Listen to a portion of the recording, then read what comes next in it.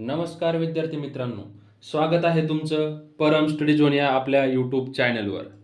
काही कारणास्तव मला बरेच दिवस व्हिडिओ बनवता नाही आला, पण मी घेऊन येते तुमच्यासाठी एक छोटासा डेली सेंटेन्समधील एक वाक्य जे आपल्याला अनेक सब्जेक्ट वापरून बनवता येईल.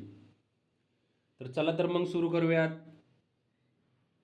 English daily speaking sentence. पहिलं वाक्य आहे, I want to do something. म्हणजेच मला काहीतरी करायचे आहे.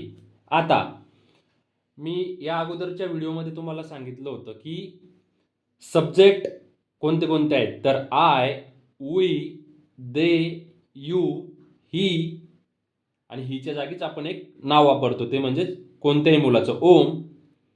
आणि सी, आणि सीच्या जागी आपण एखाद्या मुलीचं नाव वापरतो, खुशी, परी, छाया, माया.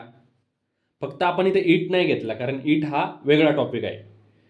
तर मग अशाच प्रकारे वेगवेगळे सब्जेक्ट बनवून एका वाक्याचे अनेक वाक्य आपण बनवू शकतो.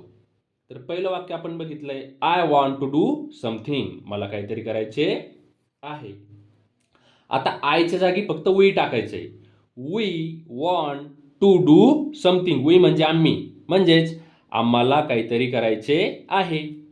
आता परत वीच्या जागी आपण दे टाकलंय. They want to do something, म्हणजे दे म्हणजे ते, त्यांना काहीतरी करायचे आहे. परत आपण देच्या जागी यू टाकलंय. You want to do something. आता यूचे दोन अर्थ होतात, तू किंवा तुम्ही. तर त्याचा अर्थ असा होईल, तुला काहीतरी करायचे आहे किंवा तुम्हाला काहीतरी करायचे आहे.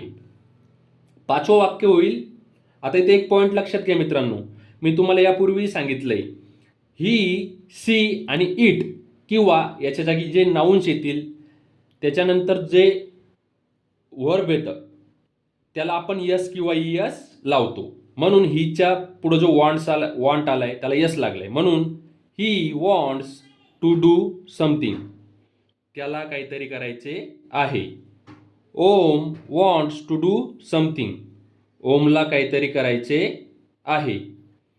Khushi wants to do something, खुशीला काहीतरी करायचे आहे. She wants to do something, म्हणजेच तिला काहीतरी करायचे आहे. अशा प्रकारे आपण वेगवेगळे सब्जेक्ट वापरून एका वाक्याचे खूप सारे वाक्य बनवू शकतो. तर आपण हा छोटासा व्हिडिओ घेतलाय आणि लवकरच आपण आपल्या यूट्यूब प्लॅटफॉर्मवर रोज डेली व्होकॅब्युलरी तसेच इंग्लिश स्पीकिंग कोर्स घेऊन येतोय. तर हा व्हिडिओ नक्की बघा आणि जास्तीत जास्त जणांपर्यंत शेअर करून परम स्टडी झोन या आपल्या यूट्यूब चॅनलला सबस्क्राईब करायला विसरू नका. धन्यवाद.